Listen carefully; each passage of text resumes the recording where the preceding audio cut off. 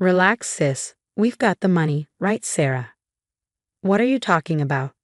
She's got $100,000 in savings, so don't worry. Sarah, we're counting on you. No. My name is Sarah. I'm a 34-year-old office worker, and I've been married to my husband, Sean, for 10 years.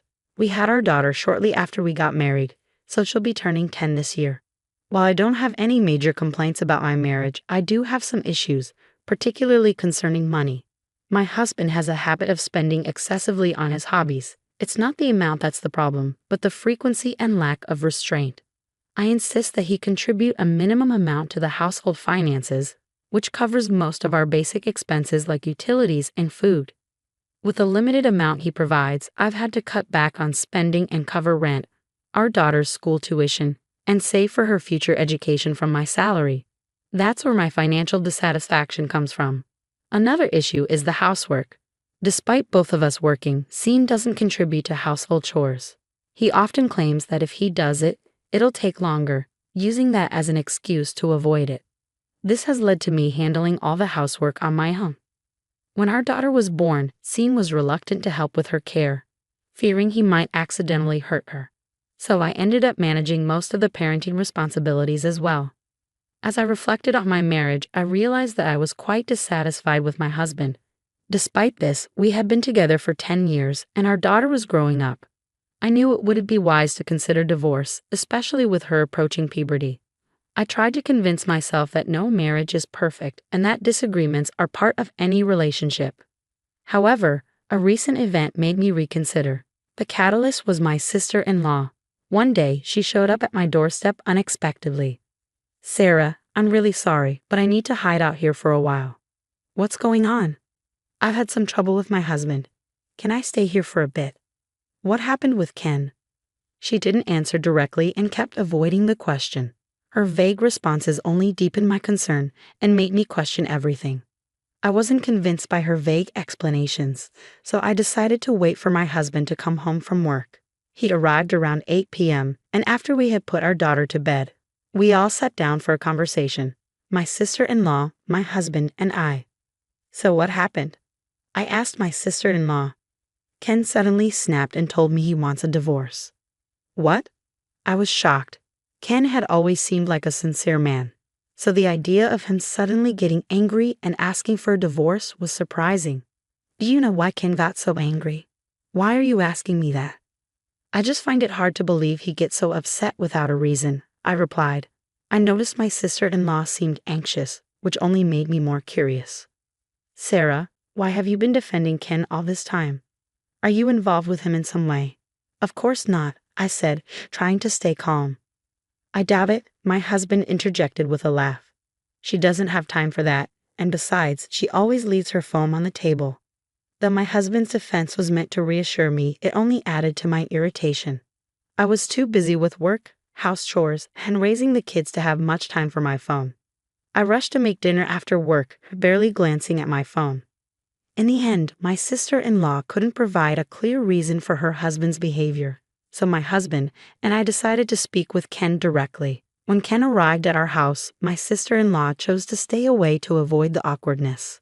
Ken greeted us with a polite apology. I'm really sorry for causing you both so much trouble. I had always known him to be sincere and level-headed, so his sudden anger was surprising. Ken, why did you ask for a divorce? You've only been married for a year.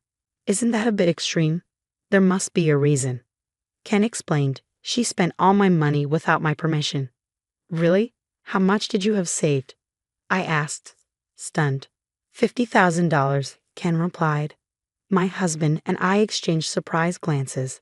$50,000 in just 1 year. That's roughly $4,100 a month. Considering that Ken had been providing enough money from his income to cover living and other necessary expenses, it was baffling to think of such a large sum being spent. It turned out my sister-in-law had been using the money for her own entertainment. Given the situation, it was understandable why Ken was furious. Anyone in his position would be, and I could relate. It would be challenging to stay married to someone with such a reckless spending habit. Are you okay? I asked, noticing Ken's frustration. Yeah, I'm fine, Ken replied. I thought about my own husband's spending issues. It seemed clear that financial habits might run in the family. If she doesn't pay back the $50,000, you should consider divorcing her. You don't have kids, so it might be a good idea. As I nodded in agreement, my husband abruptly said, "Okay, I'll make sure my sister pays you back."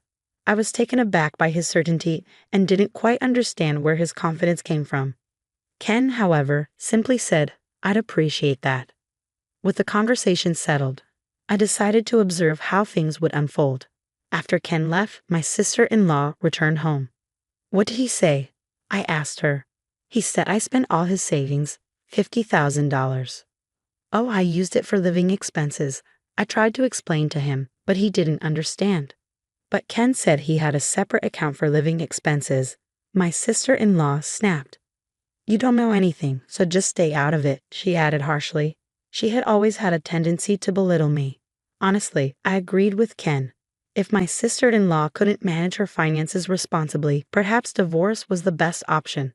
Ken had made it clear he would only forgive her if she paid back the $50,000.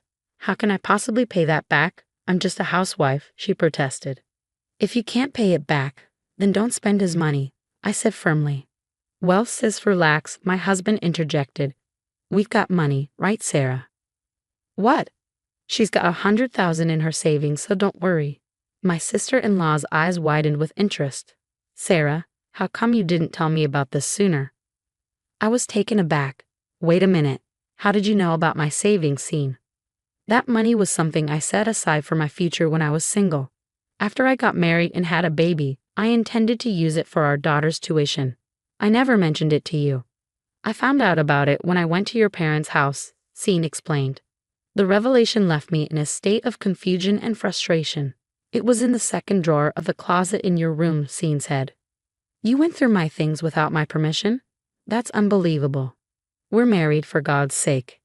Anyway, your sister-in-law is in trouble, so we need your savings." "What are you talking about? I'm not giving it to you. That money is for our daughter's education. There's no way I'm handing over $100,000 just like that." "You've got $100,000, so give her $50,000. "Huh? Then why don't you pay her instead?" "Whoever has it should pay."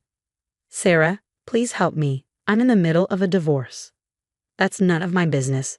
It's all your fault." "That's terrible. You don't love your family. Love for you means money. Then I don't need that kind of family love. If you don't give me $50,000, I'll divorce you," Scene declared, pulling out the divorce papers from the drawer. "Oh, so you've been preparing for this?" "I had them ready in case something happened." "You've got a lot of nerve trying to get your way." "That's exactly what I want to say to you," Scene retorted, filling out the form. "I'm serious. We can divorce at any time." My sister-in-law grinned as she watched the confrontation unfold. "Well, I'll be one of your witnesses," my sister-in-law said, signing the form with a smirk. "You can either pay me $50,000 or get a divorce," she added. I was baffled by how they thought they could intimidate me. I decided to play along and let the moment pass. The next day, I brought my in-laws and Ken to my house. "Why are you here, Ken? And Mom and Dad, what's going on?" I asked. "We heard the whole story," Ken said. "Scene, don't embarrass yourself," his mother advised. "Sarah, I'm truly sorry about my foolish son and daughter," his father said. "Ken, we also owe you an apology," I said. "Why are you apologizing?" My sister-in-law snapped. "Shut up," her mother said sharply. "We went through your room and found a lot of brown bags and jewelry." "How did you find out?"